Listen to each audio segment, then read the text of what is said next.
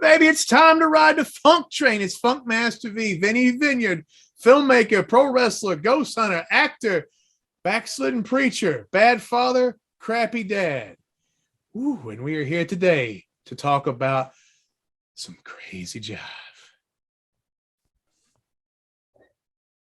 Hi, I am Amber Schultz. I'm with Big and Funky Productions. I do cinematography, hair, makeup, PR, and whatever else Vinny puts me up to. So, Absolutely, you blew it. Absolutely. I did. No, she didn't blow it. She didn't blow it.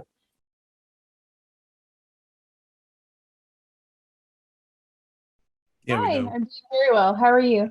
Okay, I like the Christmas tree in the background. Thank you. Who decorated? You and the family? Yes, me and the kids did, and Sam too, my husband. Okay. Well, how much work did Sam do? I'll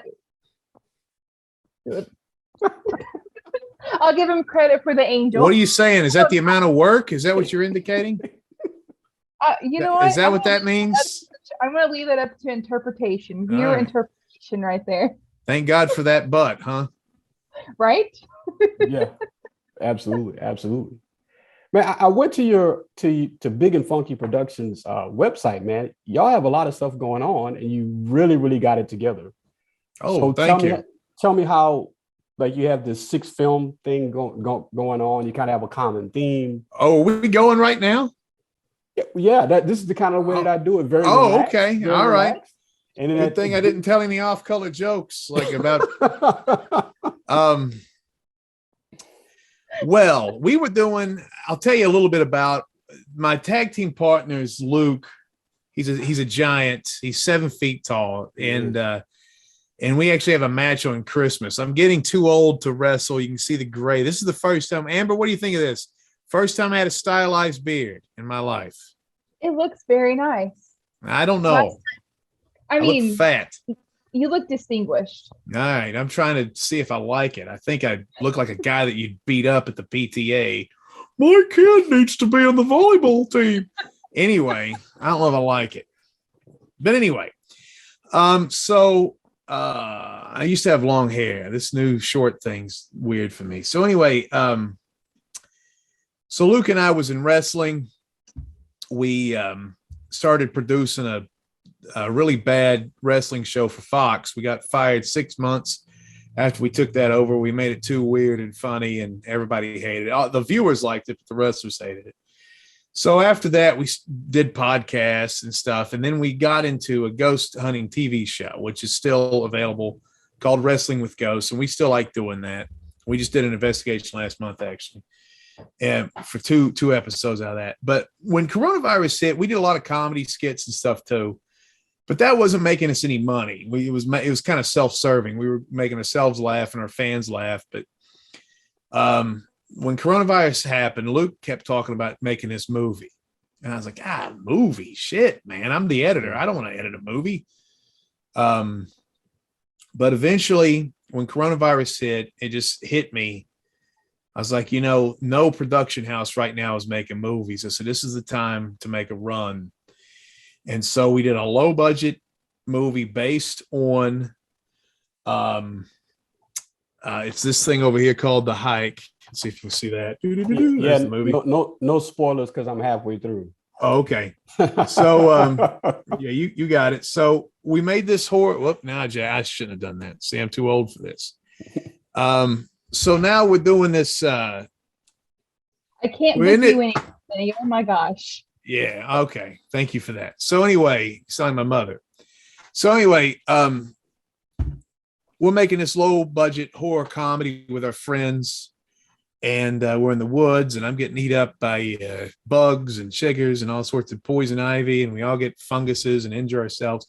But it's the greatest time I ever had is making that movie. And it was supposed to be completely serious. When they finally had to cast me as the lead, our buddy El Gordo Gringo, which means the fat American for you guys that don't know Spanish, he was supposed to be the romantic lead, and he couldn't make it. So you had my old ass with this hot chick named Candy, and put enough crap in my hair. Do I look like I could pass for 34? I don't know. So anyway, I'm her boyfriend in a movie, and it's based on an actual investigation we had in North Carolina when we run across this. If you're halfway through it, you may not know, but there's a Spearfinger is the legend, a Cherokee legend of this chick. Thank God she's dead now, but the legend goes she's basically a siren. She would shapeshift to look like who you love or somebody that you could trust. Mm-hmm. She would get you off the trail, and then she'd take her long freaking obsidian finger, stab you in the liver, and eat your liver out. And Cherokee took care of her, but she was a rock golem. She could turn into rock and turn into people, control nature, throw boulders, knock down trees. So when we were researching this for the show, to go out there and actually do paranormal stuff, the Cherokee were very hesitant. Like we thought they'd be like, oh man, that's crazy stuff. Here she is. It's a super, like you're talking about Batman or Captain America or something like it, but it still has an important part with their religion. And I think that's something, there's a lot of people oppressed in this country, but God, man, the Native Americans still are being oppressed, and they don't have their stories out there. That's right. And we've had a lot of heat where people are like, you white ass people don't need to be doing these stories about, and I'm like, who's telling these stories? Mm-hmm. It's like somebody needs to tell these stories. I know it's our comedic horror movie take, but it's at least getting out there that there's this legend called Spearfinger, and it's important to some of them still to this day. And they're a very divided people, and it's a shame. But Candy is part Native, and she's part African American and part white. So she fit the bill for this. So she's out there. Anyway, I won't ruin this end of the story, but there's a twist ending that's pretty good. So, but the movie, it's funny. It's a comedy, and it's based on a lot of true stories about my brother hiking. Like the Polaroid thing happened. He's finding these, for anybody who don't know, he's finding these Polaroids of bound naked people. And that happened to my brother the first time he ever went hiking. Really? Yes. And him and his dork friend was up there. Neither one of them are like rednecks and nothing. We're going to go hiking. And they get this giant backpack, pots hanging off, soup cans. They're like 400-pound bag on their back. They don't know what they're doing. And so he's finding these Polaroids of these, and he's like, is this normal? This is kind of creepy. And he gets up to the shelter. Is that what they call it, Amber? A shelter up there when they sleep in the middle of the trail. Mm-hmm. So he gets up there in the shelter, and there's these guys up there, they're mountain kind of redneck, weird guys that start screwing with him. And so a lot of that element is in this movie is also with what happened with the paranormal stuff. So once we got this out, and once we got it on Amazon, and people were like, this is a funny story. And people love it. Some people hate it. It's campy. It's a comedy. It's a horror, but there's paranormal element to it. It's a whodunit. But we were like, this has gotten we've won a lot of awards. We got a lot of 1-star reviews. We got a lot of 5-star reviews. A lot of people don't understand how to take us. And so, I think, and we're editing the second movie, which is going to come out, and we're making 6 movies about the Smoky Mountains, which is what you asked. So all of this to get there. So we're making the 6 legends that we're doing movies about, and they're all going to be very different. One's going to be our take on 2001 Space Odyssey. Right. And I don't know if you know, or where you out of Chicago? Are you out of Chicago? No. But I lived in Chicago for a little while. Okay. Yeah. Well, there's a place down here called Oak Ridge, which is where they made the atom bomb. So we're combining the legend of Oak Ridge and all these weird stories that came out of the secret city back before, when World War II was going down. Mm-hmm. And 2001 we're doing another one about Webb Creek, about Rabbit Man. Rabbit Man is a guy that is a real person who, some people say he turned into a rabbit, or he could turn into rabbits, or he could talk to rabbits. But real life story of this guy was a nut job who loved rabbits, and he killed people. So we're doing different. This one we're doing is a fable about Y2K and Southern religion and hypocrisy, and what if on Y2K the Lord came back and all the little knuckleheads who didn't make it had to fight off the evils of the night. So we're doing different flavors, man, and we're doing a couple. I don't know. We're just doing a couple. Just doing a bunch of different stuff in different based on legends in different areas of the South. So yeah. Well, Amber, how do you fit into the mix? So I was brought in as an actress for the second movie for WJHC.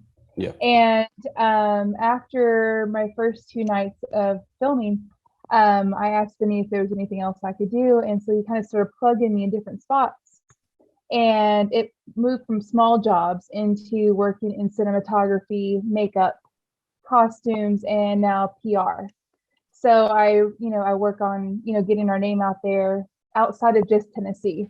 Yeah. And, spreading the good news and the love of Big and Funky. So it's been a fantastic opportunity for me. And I've known Vinny for, gosh, how many years? A long time. Back when we were both sexy as hell. Right? Back she was a teenager. Well, both of you are still sexy as hell, so don't worry about that. All right. But Amber, did you have any experience prior to kind of helping him out? No, not with Big and Funky at all. I just worked with him, but I do have a background in theater and in costuming, so I've been exposed to, the visual arts basically, and this was like a whole new avenue, and I was really excited to get into a movie because I've done some reenactment stuff with like Snapped and different like crime dramas and different things like that, and so this was my first big break into like the silver screen, and so and it just kind of I know but this just really showed a larger parameter of my skill, and I've been able to really just kind of put on multiple hats and help out. Absolutely. So she's been awesome. But when you sit down and you tackle an idea, tell me the process for like putting your thoughts together and then kind of like making it, like filming and all of that kind of stuff. Tell me how y'all go about doing that. Well, the group, the main 4 of us is Candy, who's the chick with the dreadlocks and the hike, me, Travis, who's the heavy set guy with the man bun, and then the giant Luke. That's the 4 of us that originated. And we we do the show Wrestling with Ghosts together. So we're kind of the brain trust, but we've gotten like the hike is real minimal. I mean, it was like me and Luke and Candy and 2 homeless people and a plant that could walk or something. It was just like a guerrilla style. Very well. And we're still guerrilla style because we're pro wrestlers and we're one take Jones and we do things fast and we don't ask for permission. We just go places and shoot. What are you doing? Oh, the cops told us to be here. So we're doing something for the police. We're undercover. So anyway, that's kind of how we shoot and roll. But the process is Luke is probably the best at ideas. And he came up with these 4 of the 6 movies are his genesis, even though I pretty much warped the hike into a comedy. He wanted to be straight, but it became a funny thing. And then and a lot of that too was ignorance. Making a movie is very hard. Last year, I don't get stressed out. I made wrestling television. I've made paranormal television. Last year, I spent 6 months of my life not knowing what the hell I was doing. And when you see the credits at the end of a movie, all them MF and names, there's the guy there. Oh, I know there's 17 people named Ezekiel. It's just like a million people. I mean, we're doing that with a handful. And there's a lot of hats you got to wear and you got to get good at stuff. So the reason, the hike change is because I was like, we're not going to have enough for a 2-hour movie or an hour and a half movie. We got to add something. So we started adding these comedic flashbacks. So you saw the bestiality of the wrestler story if you're halfway through. So, that was something. And so there was a reason we put that in there. but we weren't just adding content to add it, but me and Luke are ridiculous, funny people. So it turned into a comedy when it probably wasn't meant to be. So Luke has an idea typically, and then I kind of twist it. And then like with WJHC, which is a movie that's just about to come out, that's the story of me actually being a Yankee down south at a Southern gospel radio station and all of the crazy wackadoo stuff. And then I was like, well, we got to make it. It can't just be a comedy. Let's make it a horror movie. So what if around Y2K, what if all these people who are like storing up spam and bragging about, hey, I bought a giant plastic bucket my whole family was going to crap in. If all these people, she was a little wacky down there. So, what if these people were right? And what if when the clock struck 12, baby, what if lights were out? And so that's how we just work, man. I mean, and Travis came up with an idea. He was like, what if we let a computer write our script? And that just, there's so many flavors, and it just warped into, well, what if we set it in Oak Ridge and it's a computer that like hates human beings, and it's like Hal, and just being like it writes a terrible script, like, because computers don't have no soul. That's why human beings still exist. So it's kind of like a John Henry man versus machine. Like our movies aren't making any money right now, but still they're human stories, damn it. And it's like, no, we need to implement the computer. I used to be a musician, so I've seen what computers and big business has done to music. Right. And there's never been better sounding music, but worse written songs in the history of humanity. I agree with that. And I got that. I'm not that smart. I got that from Barry Manilow of all people. But anyway, of all people, he was right about that, though. He's right. But so I see what the lack of soul does to things, and when you take the human element and love out of things, just like so, that's just a warning. That's our Black Mirror episode, I guess, where we're just like, what? Don't let the computers win the whole time. So it's just a million things. We've had crazy lives. Luke used to be a cop, and now we've got people in the group that were like, I was a bounty hunter. I worked for the mafia. I've been a born again minister. I was a professional musician. I mean, I can go down the list for an hour of all the stuff I've done.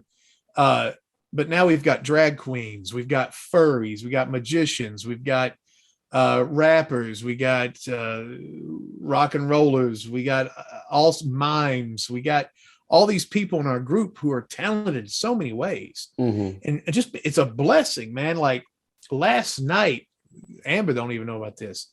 So we're doing this church scene where the guy's throwing the invisible fireballs, right? And he's doing the Street Fighter 2 Hadouken. And this is in a church. I'm like, something's not working right.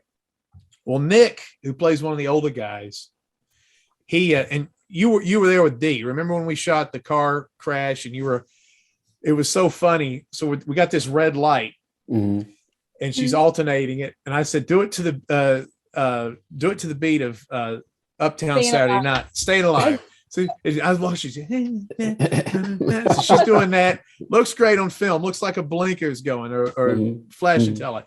So anyway, Nick, man, was in a punk band. And so this is a 90s song. I go to his SoundClick thing, and there's a song called Trash TV that mentions Jerry Springer and Richard Simmons and Michael Jackson and all these people from the 90s. I was like, oh my God, it's a minute long. It's a punk song. The scene was a minute.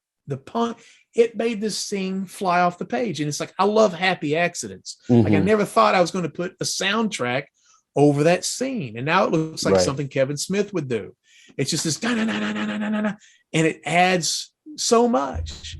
And it feels so 90s, which is what we've been wrestling with this movie. Because my memory's so bad. I'm like, I don't remember nothing in the 90s. So what was the 90s like? Yeah, did we really join the team? Man, I don't either.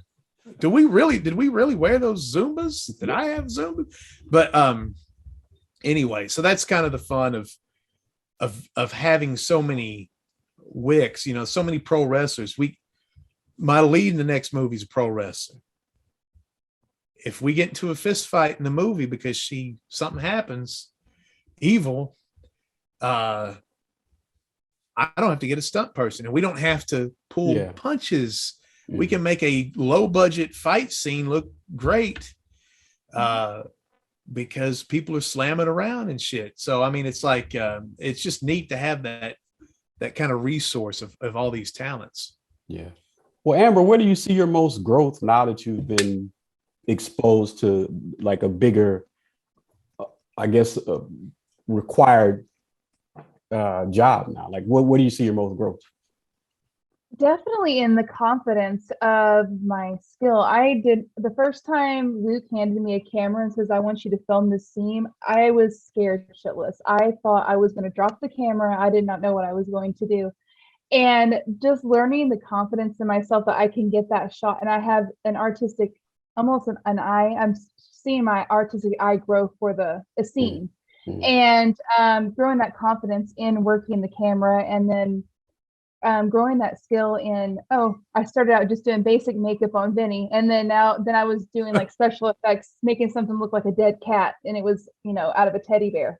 So, there's like a whole bunch of stuff I'm like building these building blocks, and just the growth is just really exponential from April even to now. I mean, Vinny probably sees it more than I do, because I tend to look less on my growth than most people. So I'm harder on myself than other people are, but that's all this is. I don't know if you'd call it a ministry of the Big and Funky, but taking people under our wing that are lost souls is something that Luke and I do. It's nothing. We're not good people. We're not saints, or we don't view ourselves that way, but everybody has talent and potential. I mean, if you can walk and talk, you can act. It's not hard to act. There are better actors than others, but you can pull it off. You can hold a camera. You can come up with an idea. You can come up with things that you've never seen in movies before. And everybody's valuable. Everybody's got stories they can tell. So I know as a filmmaker, you want to be exclusive, and there's a temptation to be like, well, I'm a filmmaker. And again, some of our reviews online, people are like, you guys know what the fuck you're doing. And it's like, we're storytellers, man. I'm not a geek about damn lenses. This looks good enough. And I'm not going to, I don't have a collection of $4,000 lenses that I jerk off to every night. Oh, look at this lens. Oh, it looks like I can make him look like they're close. I don't give a damn. Yeah. If you need somebody to look close, get the camera up there. Now, one day when the money's right, we can hire people who are these people, and they are valuable. But right now we're telling stories, and that's the thing that's important. And we're learning as we go, man. So, I mean, 10 years from now, we'll be like, oh, we were such cavemen back then. But man, I'm having such a good time. And these people with this group are my friends. They're the only friends I have. It's funny, we're about to do a premiere, and they're like, are you having any friends? I'm like, I don't have any other friends. You guys in the movie crew are my only friends. So, I don't have anybody else. So, I mean, this is our little family, and people have really taken to it, and the problem is there's not a lot of opportunity, There's people that were like, I love doing this. What are we doing next week? And I was like, I'm taking a movie, man. It takes about, several months to get this thing, we're not going to be doing another movie in 3 months, but that's right.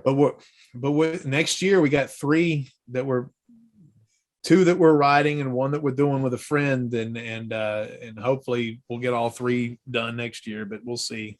Probably 1 will get bumped. That's just how it works. But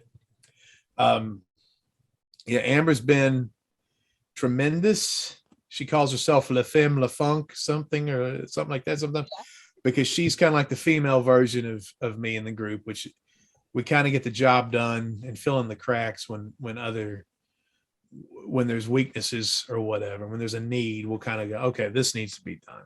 Yeah. And she does that. She does a great job with that. Yeah.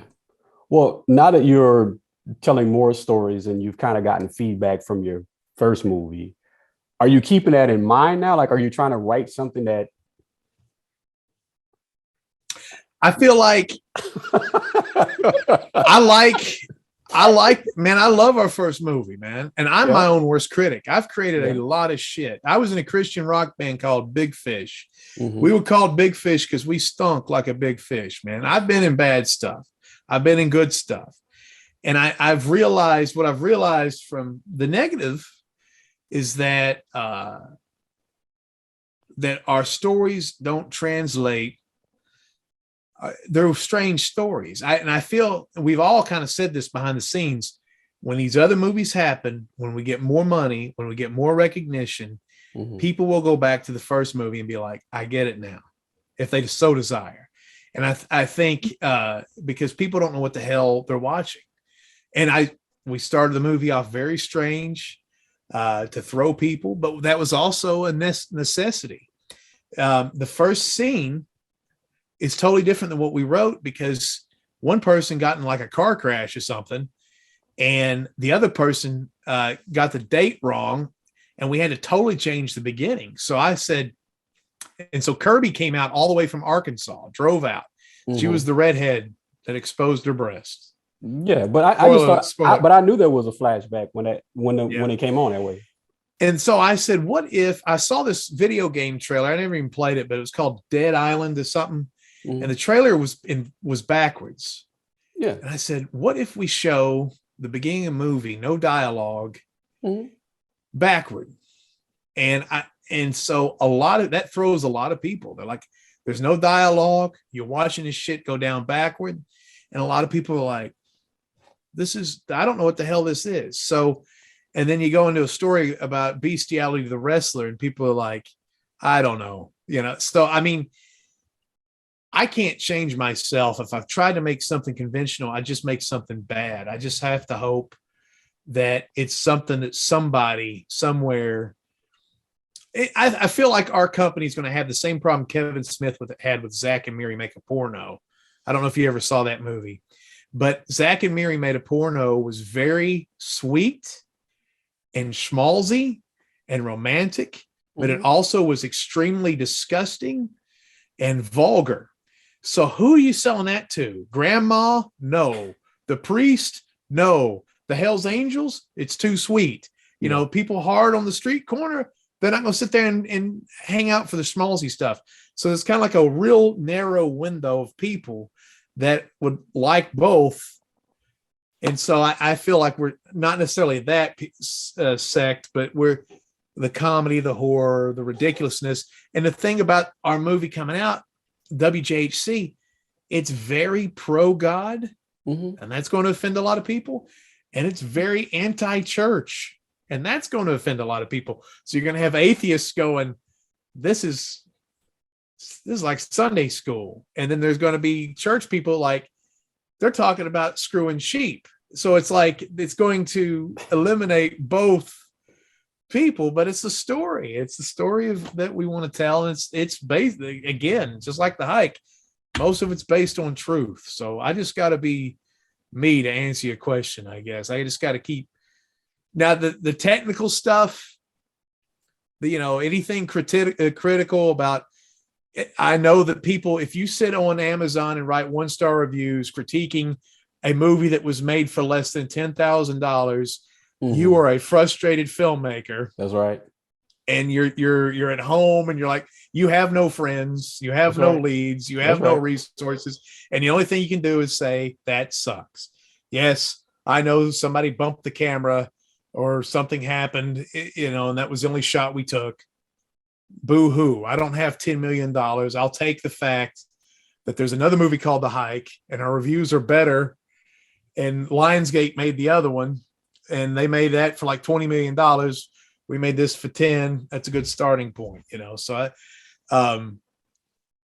technically, yeah, a lot of stuff could be better with some things, but as far as the story and the heart and the soul goes, we just got to be true to ourselves. And we like what we do. That's the thing. And our fans, small as they are, they like what we do too. They go crazy for this stuff. So yeah. Well, you mentioned that for like a 6-month period, you felt like you were kind of lost, right?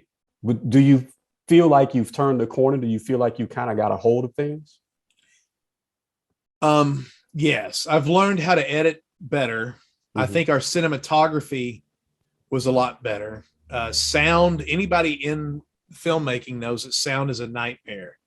And that seems like it is a devil in the filmmaking. Anybody can point a camera at a sunset and go, well, that's pretty good, but not knowing to turn your refrigerator off or the ceiling fan or these are things you learn over time. We learned this way before we made the movies, but there are things that are like, we shot an active television station to make this radio movie. There is background noise out the ass. And it's like, man, there's not much, you can do a lot to fix a lot, but there's a lot of stuff you can't fix. So how do you creatively make the sound decent? Because I hate that. I see that stuff all the time. People send me independent movies and it's like good looking scene and they change the next scene. And you just hear this like a refrigerator in the background. White noise in the background. Yeah. And it's like, man, you got to edit that out, guys. You got to take care. You got to figure out how to do that. And we learned about Foley. We learned about ADR. We learned about all that crap. And that's tough to do. And so, but as far as visually and cinematography and initially how to organize to make the edit easier, a lot better. But again, this is a podcast about filmmaking and stuff. We got led astray by a charlatan who just wanted his name associated with us, who we thought was a real producer.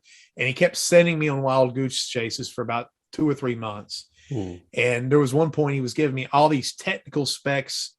And at that point I was like, I don't know what the fuck any of this is. I don't. And then at some point I realized it just came out. I was like, he's full of crap, man. And so everybody else was like, yeah, we kind of figured that.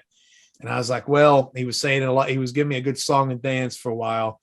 And come to find out, he didn't take a penny from us. But there were people and again, under the guise of a religious dude.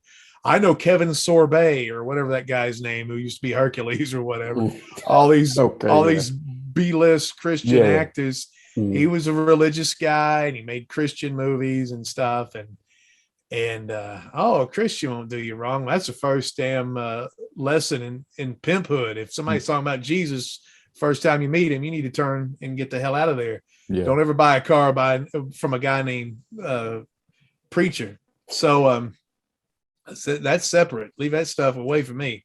So you learn lessons like that. That was an obstacle too. We probably could have been further along if it wasn't for that wolf in sheep's clothing. So not that I learned a lot from him too. So it was because we had no idea what we were doing. But yeah, we are learning, and I think what we want to do is the first 4 of these movies are going to be low budget, and then after that we're going to seek, and we do have people that are investing, but they're small amounts of money. But after that, our sales agent is like, what you guys are doing is great. What he wants us to achieve is to have some sort of body of work that is generating small amounts of income on several platforms. And then somebody at some point going, they made this for X amount of money. And well, if they had $1 million, what could they do? If they had $500,000, what could they do? So that's kind of what we're hoping on. Yeah. But even if not, even if we're direct to DVD and going to the conventions and selling t-shirts, and that's what we do, then that's fine with me too. Yeah. Well, Amber, how are you getting the word out? Because I know you said you're working on that aspect as well. So what are you doing to help the production company get out there? So I am contacting newspapers and news stations all over, especially in the eastern part of the states. And then I'm joining several different types of Facebook groups, reaching out on podcast groups, and just putting our name out there, telling our story and trying to draw interest, because, we're not just starting out. We have this whole platform of achievements that we've done. And to be able to get our reach outside of East Tennessee and North Carolina and take it on out throughout the rest of the United States. And we actually have an interview from Ontario next week. And so it's just keeping those wheels moving, just hustling, just playing that game and getting people interested. Yeah. Well, I know you say that you have a motley crew. You have people that are there, and you have very talented people. But are you still open to absorbing more people into your crew? Absolutely. Yeah. One of the things, the first movie, Candy is the only person in the cast that was anywhere close to being a minority. Right. And Luke and I are from up north, and we know that representation matters. Mm-hmm. And we're not trying to be ultra liberal woke people, but I do want to give everybody opportunity.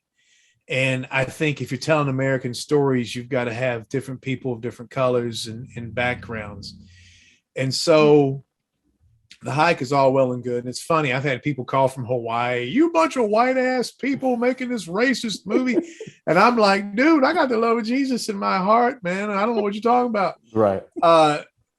So this next movie, we did have people. We had our drone operator was an African-American dude, and our couple of our songs were from the folk. So, but this next movie, 2 out of 3 first people you see on the screen are people of color, African-American folks. And then we have an Arab in there and some homosexuals and stuff like that. So, I mean, it's giving people opportunity. So we do, there's always opportunity for people of color, because I live right now in a very white place, whitest place I've ever been. And that's fine. And I guess, but it's crippling in a way. And even the people here that are minorities are weird because they're just surrounded by so many white people. Yeah. I don't know. But so so we're open for anybody. And I've got lady friends and stuff across the country who would be beautiful African-American romantic leads. Even though I told them I need to get out of that. I'm getting too old to be the romantic lead of a movie. Right. But there's opportunity. So, I mean, but even, we're still looking for anybody. I mean, older people are hard to get a hold of when you're not, I know I'm old, but like the people we're talking like geriatric or senior citizens and stuff, it's hard to find old people that are wanting to do acting work. It's hard to find kids. We live in such a weird time now with kids. If you can't, it's just crazy. You just have to you have to bend over backwards and make sure nothing's weird, and you're not going to scar them emotionally. And, and there's so many charlatans in this business. You got to protect your children. You got to protect yourself from these weird filmmakers. And so there's some difficulty with that too, but yeah, man, we're always looking for new, like the first movie, The Hike, maybe 15 people, but really the movie was 4 people or 5 people. That's right. And then this movie, there's 83 actors in it. So it was pretty cool we expanded quite a bit in movie number 2. So it was pretty cool, even though our extras sucked. Sorry if you're watching. We told the extras, look surprised. Yeah, I know, right? That's always difficult. Because we had to crop them out. Amber, Amber, has the process of making a movie, is it what you thought it was going to be? No, actually, it was. There was a lot more that goes into it than I thought. I worked making like a kids TV series, a Christian TV series over one summer, and we were kind of in a 10 box in no air conditioner because you can't run air conditioner doing film. That's right. But it was a totally different experience because that was more like we were memorizing lines like we were doing a play, and we would perform like we were in a play, and they were just recording it. So going in and going, okay, we're doing only this set of scenes, and we're going to be doing this multiple times in a row and then this angle and then this angle. It was just a lot more into it, and I actually really makes me appreciate the film making process more because now I'm watching, because I love the horror films, and I'm sitting there watching these horror films, and I'm like, I mean, I make fun of them, or I used to make fun of them, and now I'm like, oh gosh, I wonder what they did to do that. Mm-hmm. Wonder how long it took them to get this shot. Yeah. And so it's really made me appreciate a lot that I didn't really know that was going on behind the scenes. Yeah. Well, and we're one. Sorry, I just want to jump on her for real quick. But we're one of the most laid back groups of people. Everybody who films with us is like, this is the most fun I've ever had. Luke and I are pro wrestlers. We do things in one take. Travis is with us. He's a wrestler. It's like, all right, that's good enough. And we've had to discipline ourselves to do multiple takes. And you can tell editing this, we get irritated doing like, we got to do this one more time, Luke. He's just like, oh, it's just like, we've already done it. And I'm like, you just got to have a safety. Somebody could have bumped the damn camera. And so that's what we're trying to do. But we're just fly by night and seat of our pants type stuff. But it's different than a lot of stuff that you would be involved with, I'm sure. Well, how good, from my experience? Either one of you can answer this, but how good does it feel to be your own boss, like to be in charge of your own creativity? Because I know creating something for someone else, like someone else's voice is a part of the process. But here it's just Amber and you, so and the rest of your crew. So how does that feel? Well, it comes down to Luke and myself, and then everybody kind of branches off.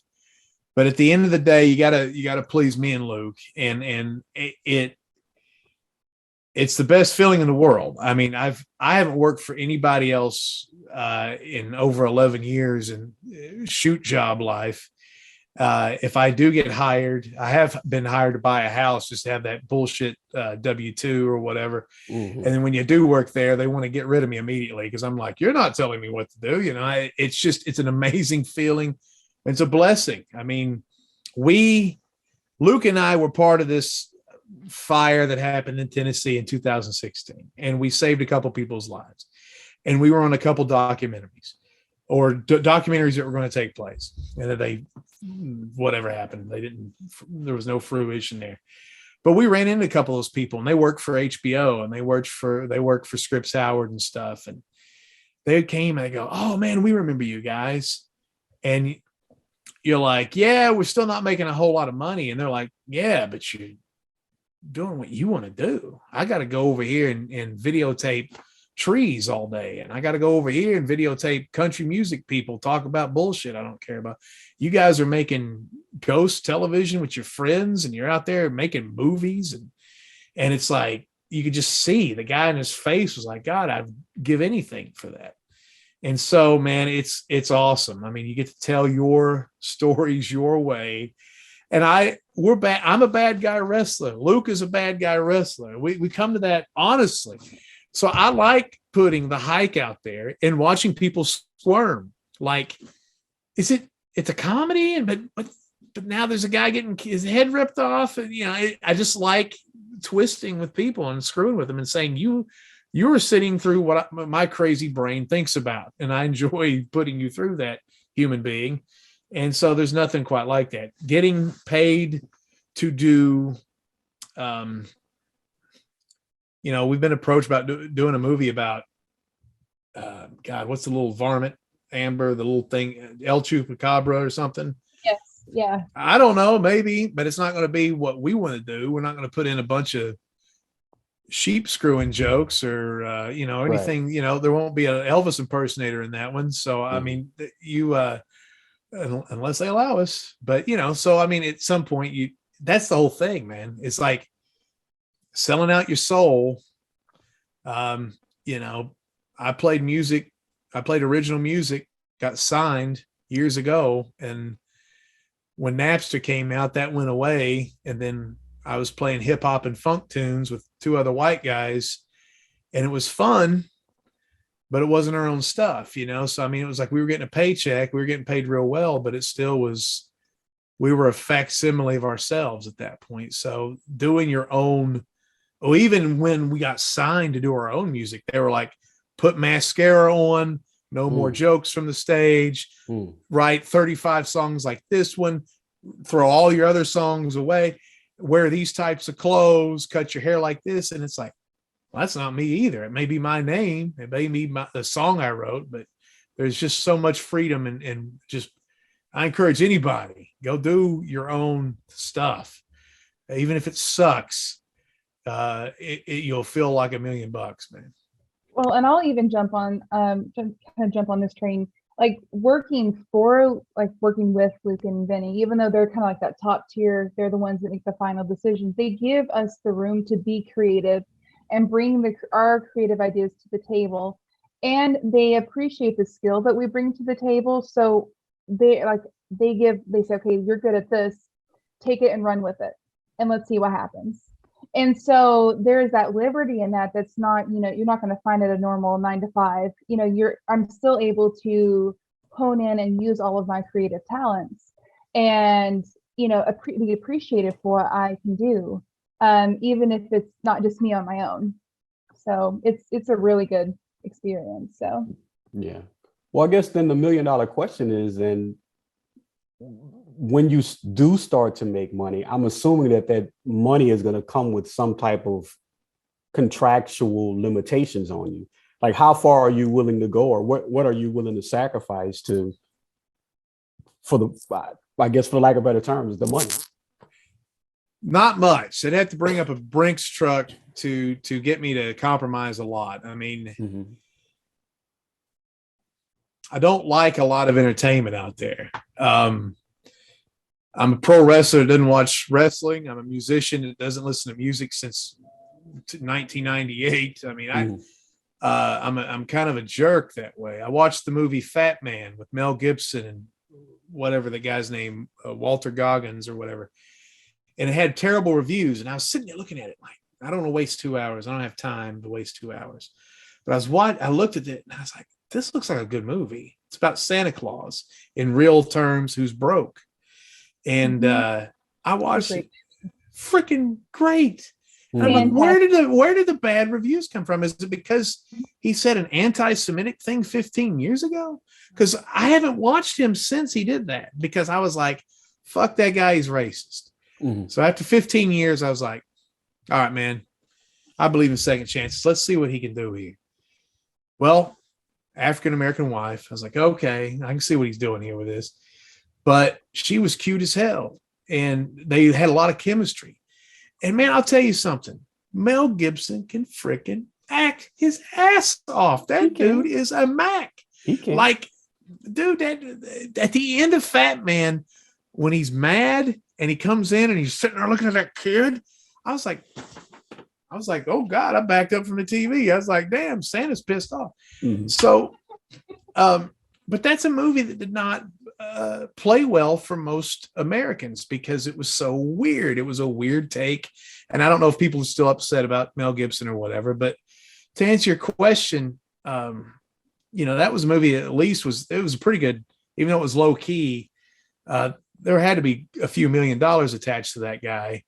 And it was still true to somebody's vision. It didn't make people feel good to watch that movie. It was a very twisted movie in some ways. So that's what I want to do. If somebody comes up and I know what happens, man, as soon as you compromise and as soon as you get that money, somebody's going to be like, hey, you guys are fantastic. Now let's do this over here different. And we'll do this over here. And I'm like, whoa, man, get the hell away. Why did you give me money if you don't want me to do my thing? Mm-hmm. It's going to be a weird day. We had this tells you something about me. We had a show on Netflix and we created it. Luke, me, a guy named Travis, and a guy who was a very right-wing Republican guy. And he was a big wheel in Hollywood with making models and stuff. And he came up with a TV show. And he was like, this is what I want. You guys are a lot of characters. Because at the time I had an afro and we all looked like a bunch of crazy people. And we had a guy who was an ex-outlaw, the outlaw motorcycle gang, he found Jesus or whatnot. They cut the tattoo off of his back and left him in the desert to die. And he crawled out of the desert to live. And now he runs an oddity shop where he sells like 2-headed bats and embryos in in a jar and stuff like that. So we were going to make a show that was going to be like American Pickers, but it's going to be with Hollywood stuff and also paranormal stuff with us, and also this really weird kind of carnival odd stuff. And Netflix was like, we love it. So they ran it at the flagpole, and they came back and they changed it completely. They changed it into a bunch of people are going to listen to an old radio station called Swap Shop, which was what people used to buy stuff with before Craigslist. You listen to the radio station, you know, the damn signal, and you'd be sitting there listening and it'd be like, I got 6 ducks and about 42 pairs of irregular Levi's I'm selling. And so they were going to make a show based on us running around, grown men buying weird crap off of these country radio stations. And we were like, dude, this sucks. And so something came out. Trump did something that I really disagreed with. And I was running my mouth online because I saw some live footage. I wasn't relying on the liberal media. I was just watching people's live feeds as when he was shooting smoke canisters at people at a church to go hold a Bible upside down to placate the Nimrods. And I posted something about that. I said, this is what an autocrat would do. To remove people from a church with smoke grenades, who was administering first aid to people who were injured, doing their God-given American right to protest peacefully. And he used the military so he could do a photo op in front of a church and hold the Bible upside down like he found it in his soup. What's this? And so I was mouthy about it. And the guy who was my partner, who helped create the show with me and my 2 other friends, blocked me and him, and we had never talked to him again. And now Swap Shop is on the air right now. And if they get signed for season 2, that's when the money comes in. So my morals will always come first. That cost us a payday, and I'm still with Travis and Luke. I'm like, I'm so sorry. That's why I'm working so hard on these movies. But but also the idea was stupid. I didn't want people to see a 7-foot giant with long Jesus-like hair and a beard to be, I don't want people to be sitting there looking at him finding a Mickey Mouse clock in an abandoned toilet. That's not who we were. That was the thing. I want people to know our vision and stuff. So even though that was kind of a payday and it was a compliment to be considered because we had eccentric and funny or entertaining personalities, I'm glad we didn't go down that road and people be like, oh, you're the guys that find all the junk. I got an old pin. I got a Kiss pinball machine. How much is it? I don't know. Yeah. You know, that's not who I am. I'm not a junker. But anyway, I resist the temptation, I guess, but then again, you know, it's like that old saying, I'm not gay, but $20 is $20. If somebody comes up with 90, no, I've never heard that one. But if somebody comes up with a brink truck of $380 million to make a Home Alone 6, I'll be like, $380 million, you say, you know, so who knows, man? Who knows? So I'm gonna get you out here on a couple more questions. Amber, you talked about now you kind of look at movies in a different light because you are now making movies. So is it difficult now for you to look at it as a fan? Are you always looking at it technical now, or are you able to separate? I get really technical now. I sit there and go, man, they should have done that different. That lighting was a little off. Maybe they could have done the angle a little bit, shift the camera just a little bit. It's so weird. It's like for example, my husband is former military, and so he'll watch military movies and go, they're holding the gun wrong. Yeah. That's not how you do it. And I'm like, I never understood that concept of why he did that until now. Now I'm like, oh, that's why he did. Like, you're in it. You're in the shit, and now you're like you're catching all the shit now in the movies. Yeah, absolutely. I mean, when I got into pro wrestling, I looked at the sport completely different. Completely different. I couldn't play wrestling video games any longer because it was so different from what you're taught on how to present the sport. But on the she's exactly right, and I feel the exact same way. But on the converse of that, when you see something amazing like Mhm. that long drawn out scene in 1917 where they go across no man's land in World War II and they don't cut the damn camera. And you're like, I can't Yes. see it. I'm watching for them to make the cut. Mhm. And then it's like there's no cut. And how do they ask these actors to crawl and climb over dead bodies and be in the right? I was like, oh my God. And they walk out and there's a biplane being shot down, and the biplane, it's all one shot. And you're like, what am I watching? And the other night, something more recent, Hawkeye season 3, the car chase scene in Hawkeye with Kate Bishop or whatever, dude, he's got his hearing aid out or something and he's driving. That scene, it's one continuous shot. And you're just like, oh my God. And if they're tricking me with CGI, you get excited because you're like, oh, they did a good job. Or if they made a quick cut your eye didn't catch, congratulations. So it's fun in that way too. You're not just sitting there going, let's car chase. Because what now you're doing is you're like, can I do this shot? Can I do this shot? And if you're like, I don't know how they did that shot, then I like it. And a lot of people, we got this one damn thing, a trick that we do where we throw shit at people's heads and we throw stuff and makes it magically move around. And people are like, how'd you do that? And I was like, I ain't telling, but it's easy shit. You just reverse the exposure and it goes backwards. And it just, I like you can trick the beginners out, with your stuff, but you're like, that's the fun thing too, is figuring out how I can make effects that look halfway decent for $28, so that's the challenge too. Well, I don't know how much YouTube you watch, but there's a channel called Film Riot. These dudes, Film Riot is the channel is Film Riot. They started probably 10 or 15 years ago, just like you, like just learning how to make film, and they can do it all now.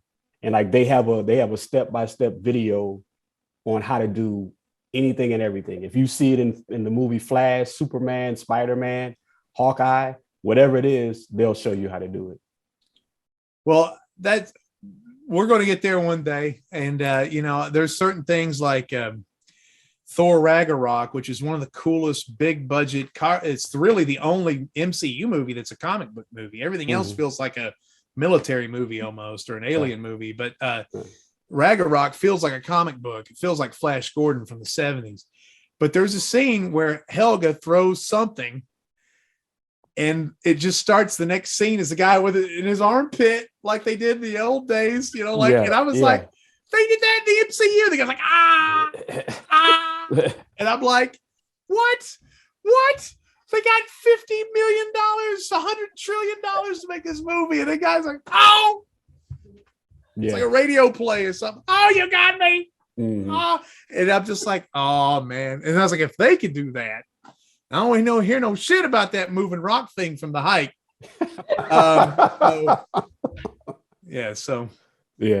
Amber, do you have a scene or two you want to eventually get to, or add, or be able to do? Well, I'm really excited because there's a particular scene. I don't want to give away because it's a major spoiler in the next movie coming up that I suggested that they filmed. Okay. And it is like the aha scene. It was like whenever we filmed it and after they watched the playback, they were like, this is the movie. And I was so proud of that moment. I was so excited. Are you talking about when she did the thing? Yes. Oh man. Yes, that was good.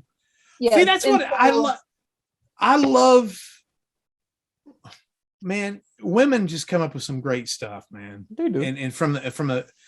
And because guys get so tunnel vision when it comes to female characters sometimes. That's a problem because women could be anything and men could be anything. And Candy did the same thing at the hike. She changed the end of the movie. And when we were sitting there going, what? And then we thought about it. I was like, oh my God, it's a great idea. And it changed I got to tell you, man, the last 15 minutes of the movie, The Hike, I made it. I edited it. I was in it. And I'm still sitting there like, ooh, because it's just so tense and everything. You don't know what's going to happen. And this end is sexy and it worked. And I was just like, yes. But that end was all Candy's idea. And so that's the thing I like is none of us have gotten into a big fight yet. None of us have gotten into you're not going to shoot this way. We always have an agreement, and basically we just go with whatever makes us laugh or makes us look like a kid at Christmas. Like, oh, that's a great idea. And Amber came up with that. I forgot that you came up with that, but it's beautiful, and we captured it too. We didn't F it up with not being able to capture it, so that was actually fun. Well, have either one of you thought about what you want your legacy to be, as far as it pertains to being creative? I want the 6 of these movies to kind of be, I may go on to do whatever, or I may not do anything ever again. But if we finish these 6 movies, I think they're going to tell a complete story that I'm going to be proud of for the comedy horror universe that I'll be proud of, because I'm still, I'm still getting a kick out of what we're doing. And I think people, once they get the joke or get the wink and a nod or the tongue in cheek or whatever the right little vernacular is, that they'll get all these movies and go, oh, I see what they were doing there. So I think these things are kind of what I'm excited the most about. Yeah, and for me, I grew up extremely conservative, and almost basically in a cult setting. So I was on one trajectory in my life, and it just flipped. I was able to get out of that, and I have 3 daughters, and they're all extremely talented and very creative themselves. And for me, my legacy is moving into this and being able to be a mom and raise 3 daughters and be creative and be a part of this bigger picture of these 6 movies and whatever else I'm able to be a part of, is showing them that no matter which pathway they choose, whether it's parenthood, being single, doing whatever, they're capable of doing all these things, because, just because you're female doesn't mean you can only have one role. You have the ability to do all these things. And so it's for them. It's for them to see that. Absolutely.